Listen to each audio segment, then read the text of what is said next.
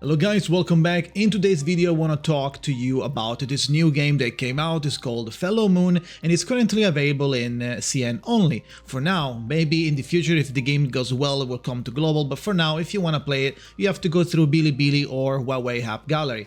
Now, we're not gonna emphasize on how to get the game. That might be a tutorial on its own. Let me know if you would like for me to do more videos about this this game. Now, how is the game? The game is your normal gacha structure with a turn-based anime, not chibi, so it's like HSR in terms of gameplay, but they have other games that you might recognize system from. For example, they have the elements that cancel each other out, they counter each other, and then you have a light and darkness, then you have some leveling system that is very close to the reverse 1999 system with the I1, I2, I3. They have multiple copies, they have a gacha, obviously, that is basically very close to the one that we all know from Hoyo games. It's basically 70 PT with a 50-50 probability of failing. If you fail, the next one is going to be guaranteed. The rates are 1.5 for a luck moment when you're getting the character outside of PD. Now, they are using the 6-star as a max, then we have a 5-star, a 4-star, and a 3-star, and so the good characters, the crazy characters are the 6 stars, and the okay characters are the 5-star, and so on, right? Now, in the gacha panel, we can see that we have a limited banner, then we have a beginner banner that you complete and then it disappears, and you can get between a pool of 3 characters. From that, I pulled it so it doesn't show, and you have at the top right, they're using the same type of ticket for every banner. So this is the standard banner, this is the limited banner, and this is the make your own banner. The moment you start pulling on it, it will lock in the character that you selected, so be careful and choose carefully the ones that you want to go for.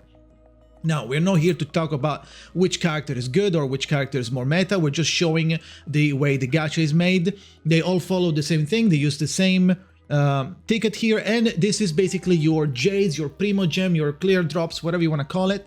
These converts into tickets, and then these cubes are a special currency that you can either use to buy stuff or even cosmetics like a skin, or you could convert it to the normal gems and then convert the normal gems into the tickets. Now, these cubes can be acquired for free for now by just doing the story. Just the story itself is going to give you like 1 every time, at least so far. I am new to the game, I'm level 17 on the account, so who knows. But you can also buy them. You will get these when you go and buy and use the real money to buy them. So you can use them to do whatever you want. Now, if we go back, the way this game works is very simple. You are going to click on the bottom right. You will go around the city, continuing your main scenario, and the main scenario is always orange square with the exclamation point. By clicking this, it will tell you how much stamina it's going to consume, which is this up here, the stamina, which obviously you can replenish by using the fuel or your gems. And it will give you some rewards, and then you'll do the story. You will either fight or you will go around the stage and talk with NPCs. If you zoom out in this map, you will see there are like a lot of icons for now. These icons are basically extra quests that you can do for free. They consume 0 stamina and they unlock new facilities. If you see one that is blue, the green one unlocks other things, and it's special quests that you can get for more rewards.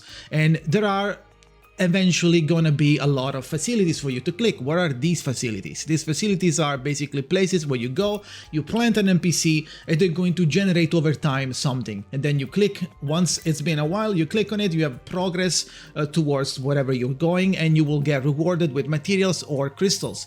This you get a lot of these, and you can upgrade the facility to have bigger rewards.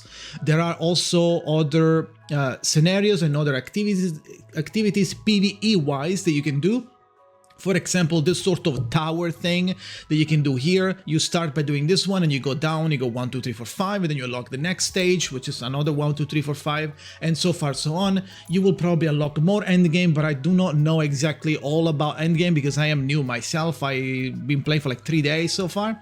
So this is the gist of it. You also have the ability to go here and click and have clear understanding and overview of all of your facilities and level them up and put the characters. They have their own stamina. They're gonna get tired. You can put them in the bar or whatever, and when they're maxed out, you remove them and they regen their energy so they can go on the facility and do more work. There are chapters in the story. You will fight multiple bosses. The bosses in this game are really good. When you are doing a fight, you will find yourself in a situation, and probably looking at it at the moment, like I'm speaking, you are looking at it right now. You will find yourself in a nice, almost 3D perspective kind of gameplay where you are choosing going between all the characters in order depending on their speed, because yes, there is a speed stat in the game, and these characters are basically going to use their mana, their energy to cast a special skill or their ultimate if you have enough. Their ultimate has no cooldown and you can just do it as long as you have stamina, you can spam it. And if you need more stamina or more mana, whatever you want to call it, this resource, you need to do your basic attack, which is the only attack that gives you a plus on that mana. Everything else that you do, it's minus, right? So if you don't have anything to do, if you don't have enough energy, just resort to normal attack. Also, you will be playing as a special mystery guy that acts as a commander, right? And this commander has ability that you can use. Eventually, you will unlock by progressing the story. You will unlock his abilities that can enhance and give extra power and extra bonuses to your character. Maybe, for example, you can use his secondary special ability to refund an ultimate or cast it twice, or like whatever you do, the ultimate is not going to use the mana, so you can redo it again. And you also have, probably in the future, going to have multiple abilities to choose from. Now, when it comes to starting the game, the first thing that you really want to do and focus on in doing the story. Once you have accumulated enough pulls and enough currency, you go there and you go to the banners and you pull for the limited banner, which is a really good, strong attacking character. Now, when you start, you will get a lot of pulls. And you can go and check the pulls here during the events, in the event panel. You can click that and you will be presented with this. There is a lot of systems that you can tackle. There's a lot of events. Just by logging in, you will get some rewards, extra pulls. And this is the beginner activities panel where you can go click every panel. Is going to give you easy missions to do. Once you clear the panel, it's going to give you extra stuff, copies for characters and resources and pulls, and then the next panel is going to unlock. You do that one, you get the pulls, and then you get to the next one, and then the next one, for a total of 40 pulls plus a lot of other things that are really useful for leveling up characters and giving them new gear, right? We'll explain that in just a second. This is a refunding event for characters, the basic characters that you get for free by just playing the game. You get given this like first starter team, and if you level them up, you will be refunded the material, so that's a free level up. And the next one is going to be just a trial to trial the new character, and you will see this is the tutorial. If you do every stage that it's giving you to learn about every mechanic of the game, you will get rewarded for some gems. And this is a reminder to do some of the content, the end game oriented content of the game, which is gonna be a roguelike, and then something else that I don't have unlocked yet. Might be another type of roguelike, and there are other multi-stage thing that we saw earlier, right? So right off the bat, we have two modes at the moment. I'm level 17 on my account. We have 2 modes to tackle. Another one coming after I clear chapter 4. There is a new event that is currently ongoing, where you can fight these 2 tin cans that are like really weird. I don't know what they're doing exactly, but you can fight them, and it's actually pretty rewarding. And then you can go back and go and check your character. Now, on your character roster, you will be able to check your characters and enhance their level. Then you have the system, which is really close to reverse 1999, which is like I1, I2, I3. So you can get the characters to I3 level 50, and that's maxed out. And then this is the P1 through P5 system, like the dupe system, C1 to C5, whatever game lingo you wanna apply. It's just dupes of the characters. And now, that is not it. After you level them up, you will also be able to level their skills specifically by using a currency they can just go farm, and they get higher percentages. And then in the end, you will also have your sort of gear pieces, and there is a different tier of levels. For example, I am using these yellow ones from an event, and they're giving me a 4, up a 2 and a 4 set bonus. But the lower tier, the purple ones, you can get for free by just playing the game, and probably eventually the yellow as well. But for now, my level, I can only access the purple ones. The purple ones only give you a 2-star, right? Like a 2 piece set. So for now, we can just hold and use these ones. You can level them up as well, but by increasing their level, and you will also get higher stats by increasing the level. Now, this is all you can do with the character, but that is not it. When you are obviously getting the character, you will see that they have a symbol. The symbol is basically the color corresponds to what their element is, while the logo, whatever is showing, it depends what it basically shows what is the role. Are they an attacker? Are they like a mix between attack and support? Are they a tank? Are they a support pure support? Are they like a disrupting character? Are they like a debuffing character? Right. So depending on the logo that they have, they're gonna have their own role. It's important to remember that when you are playing in a fight, you not only get to choose your team, but you also get to select your assist team, as you can see here. Now, these are my characters that I'm using, and on the side there are the assist. Now, the assist team, the way it works is basically going to be like during the fight, you are charging this assist meter, and when the assist meter gets charged up, and usually it's around 4, you will be able to select one ultimate. Now, usually I usually put like another healer or another something else that I might need there, and I use those. Otherwise, if you are using the healer there, you can put a DPS there, and what they do when you click them, they basically do their ult for free. Basically, now it takes a long time to charge, so it's not technically for free, but you can tell that like they're going to do their ultimate. So whatever the ultimate does, that's what they're gonna do. Also, you can go and check here again the system, what is happening. So blue, so the blue element is stronger against the fire element. The fire element is stronger against the plant element. The plant element is stronger against the blue element, and then light and dark, they're fighting each other. And once they are, the moment you are using a strong element, you are dealing 30% more damage.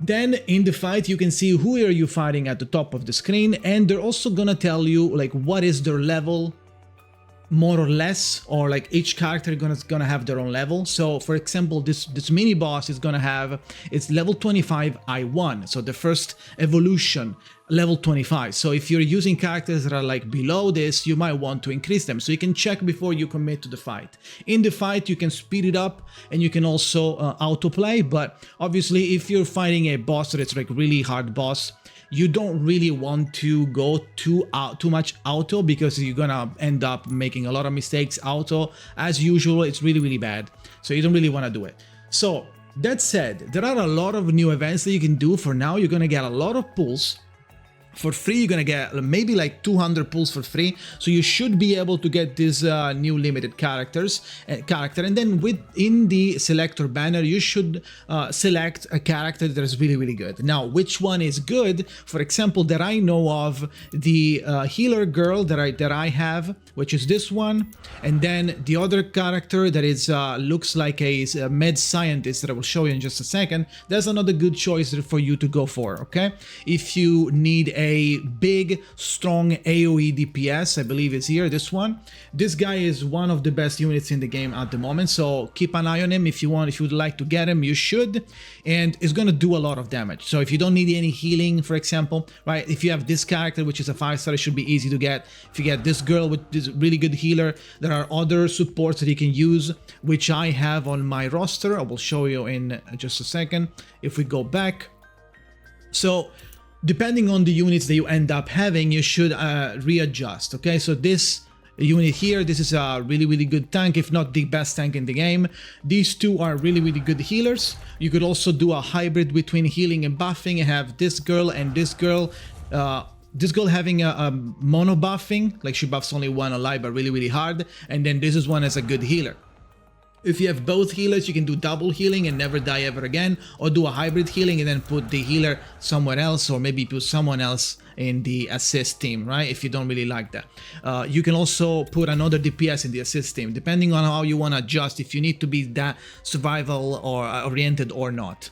So once you have a more or less understanding which characters you want to go for and which character you end up getting, then you can adjust. Obviously, now it's very early in the game, so probably almost every character is going to be fine for the first portion of your leveling up life of the game, right? So for now, we are chilling. That said, when it comes to the shop, the final thing, when it comes to the shop, I feel like it's basically the same as every other gacha. There is an incentive of spending here. There is the monthly pass here. This is the battle pass that gives you also a new skin. These are other packs that you might want to buy or not. This is a new skin for the new limited character that you could buy with the free boxes that we saw earlier on in the video. And then you can go here and this is the exchange section where you can exchange those materials that you end up getting by playing the game, or for this one in this case pulling and not getting anybody, or this one just playing the game as well. So you will be able to get more rewards and more things from here. I wouldn't really touch this one because it's using the jades.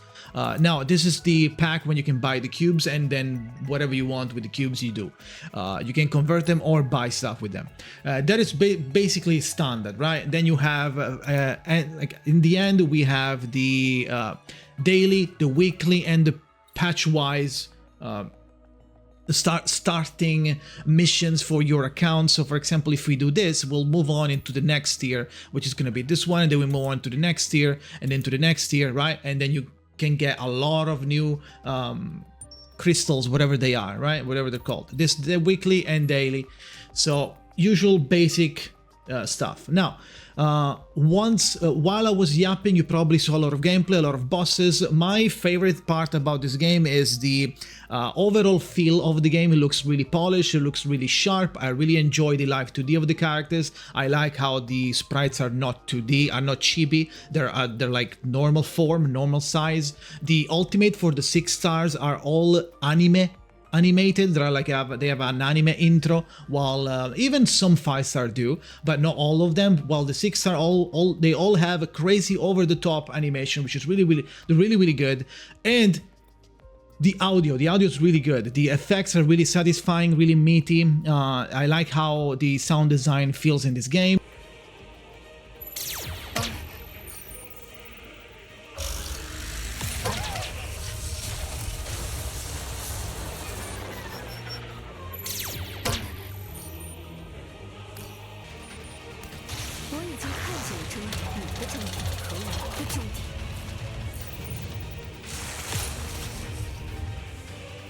And the boss design is really good, in my opinion. The boss design, they look menacing as fuck. They're like imposing. They look scary. They do crazy stuff. They're like really well designed, really well made. Like the art is really good.